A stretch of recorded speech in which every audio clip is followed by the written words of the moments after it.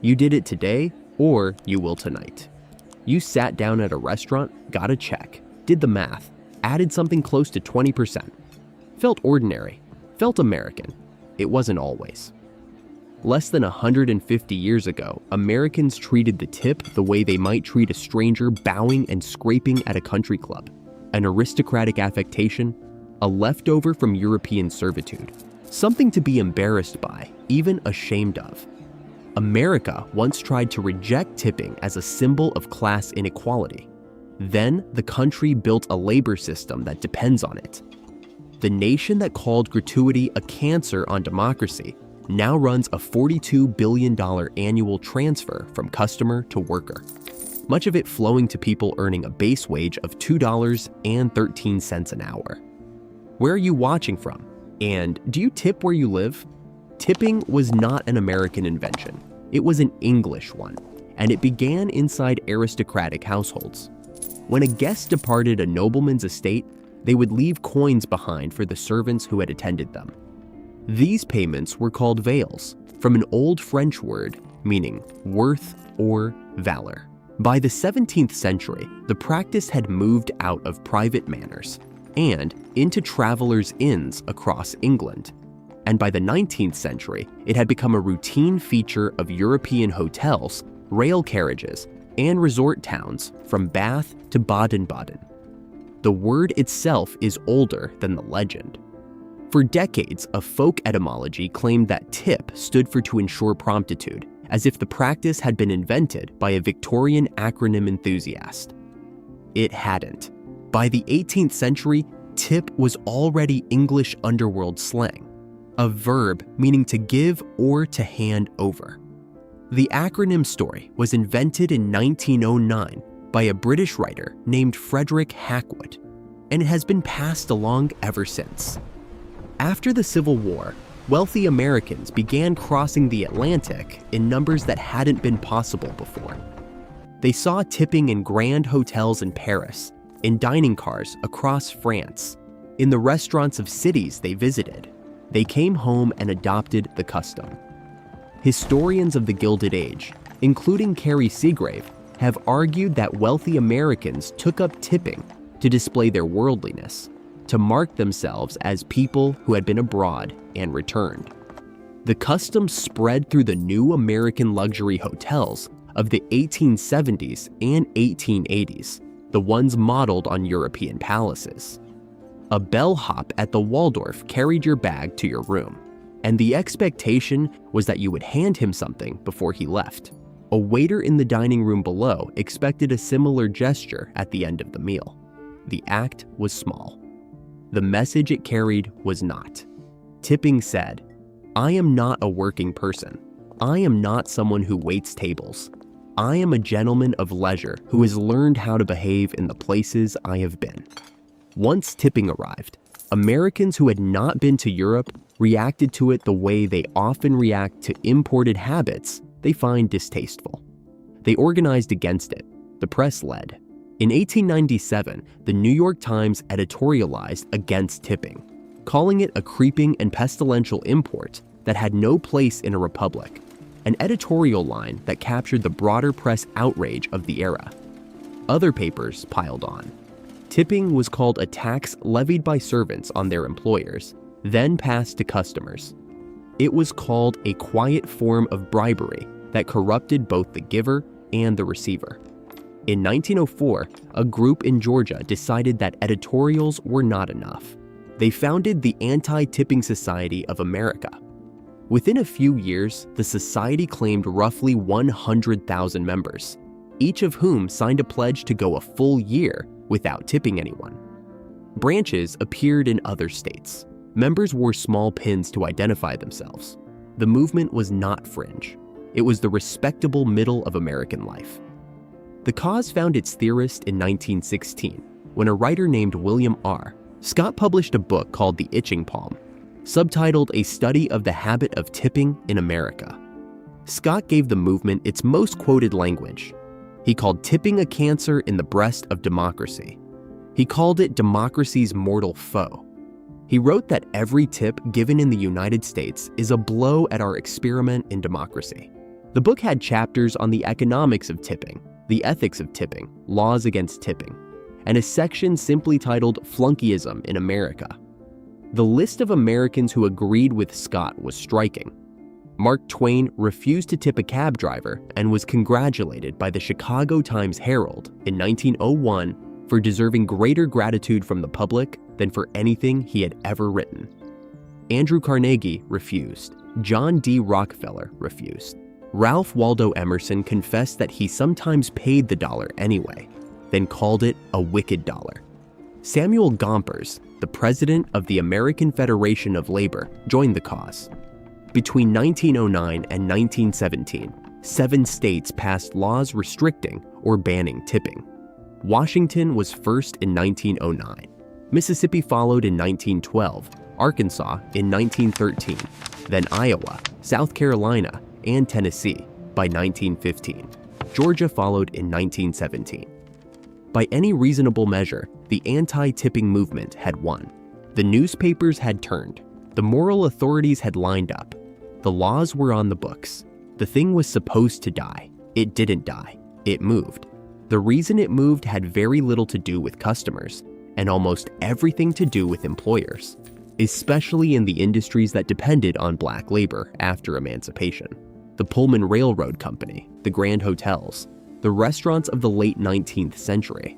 All of them faced a labor question they preferred not to answer with their own money. The argument employers made, in plain language, was that customers would tip, that the public would make up the difference, that paying workers a full cash wage was unnecessary because gratuities were already flowing in. For formerly enslaved black workers moving into service jobs after the Civil War, this argument settled into something harder to escape than a low wage. It became a structural expectation. Tipped positions were the jobs that did not pay.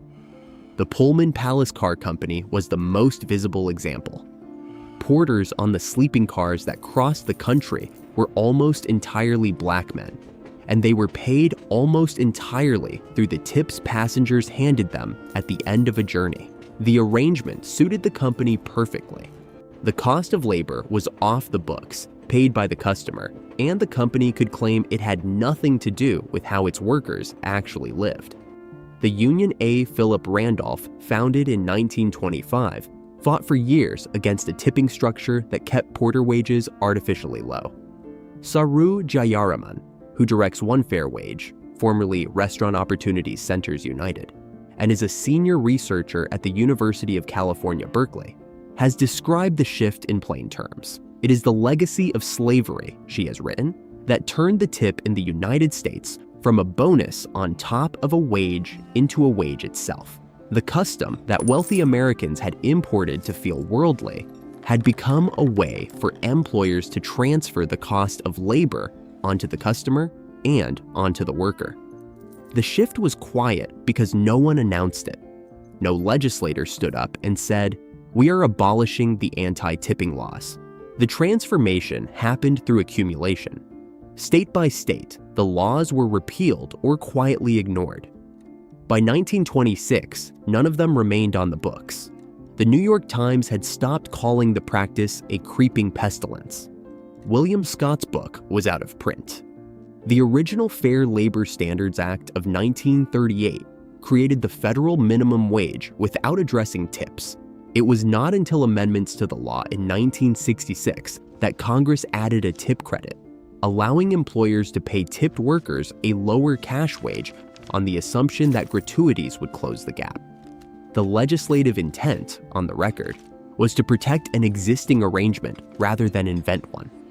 Restaurants had already been paying below market wages on the assumption that customers would close the gap. Congress wrote that assumption into law. That second minimum wage has not moved since April 1st, 1991. It is $2.13 an hour. The regular federal minimum wage has been frozen at $7.25 since 2009, but neither floor has been adjusted for inflation in decades. Adjusted for inflation, the real value of the tipped subminimum wage has effectively been cut roughly in half without a single vote in Congress. The result is a labor market split in two. A line cook in a full-service restaurant earns the regular federal minimum. A server standing 10 feet away, doing work that may be more skilled and certainly more volatile, earns $2.13. The restaurant's labor cost for that worker is set by Congress at a level unchanged since 1991. The customer's tip closes the gap, or it doesn't, and the worker absorbs the difference. By recent published estimates, American diners leave tens of billions of dollars a year in tips at full-service restaurants. That money supports roughly 2 million waiters and waitresses, the majority of whom rely on gratuities as their primary income. The subsidy is not a private gift, it is the operating assumption of an industry. William Scott, who wrote that every tip is a blow at our experiment in democracy, died not long after his book's publication. He did not live to see the structure he had attacked written into federal law. He did not live to see a national restaurant industry built on the wage he had wanted to abolish. In 2015, a New York City restaurateur named Danny Meyer decided to test whether the structure could be unwound. Meyer ran 13 full-service restaurants through his Union Square hospitality group, including Union Square Cafe and Gramercy Tavern. Shake Shack, his earlier fast casual concept, had been spun off as a separate public company in 2015 and was not part of the no-tipping policy.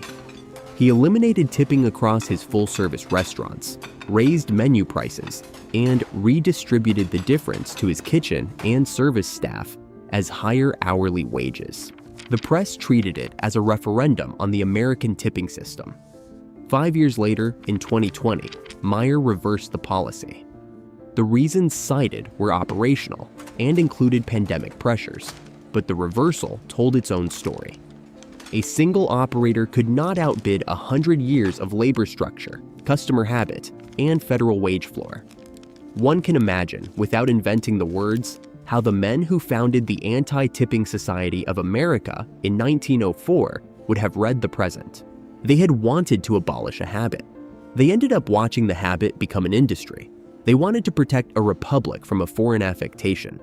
They ended up watching that affectation harden into the wage structure of the largest service economy in the world. The cancer they had named did not metastasize into something else. It became the body. So the next time you sign the credit card slip and add the 18 or 20%, you are completing a transaction that began in a 17th century English manor house. It was carried across the Atlantic by travelers wanting to seem worldly. It was condemned by writers and statesmen as a poison in the body politic. It was made illegal in 6 American states. And then it was quietly adopted by an industry that needed customers to do what employers would not. The gesture feels like kindness. The structure underneath it is something else entirely. A nation that once called tipping un-American built the most American wage system of all on top of it. The custom that was supposed to die became the one we cannot quit. What was imported as a display of wealth became the floor beneath millions of paychecks. And every tip you leave today, however ordinary it feels, is a small repetition of a transaction Americans spent decades trying to outlaw. What part of this story surprised you the most? Tell us in the comments. And if you enjoy discovering the real origins behind familiar things, leave a like and subscribe to the Origin Panel.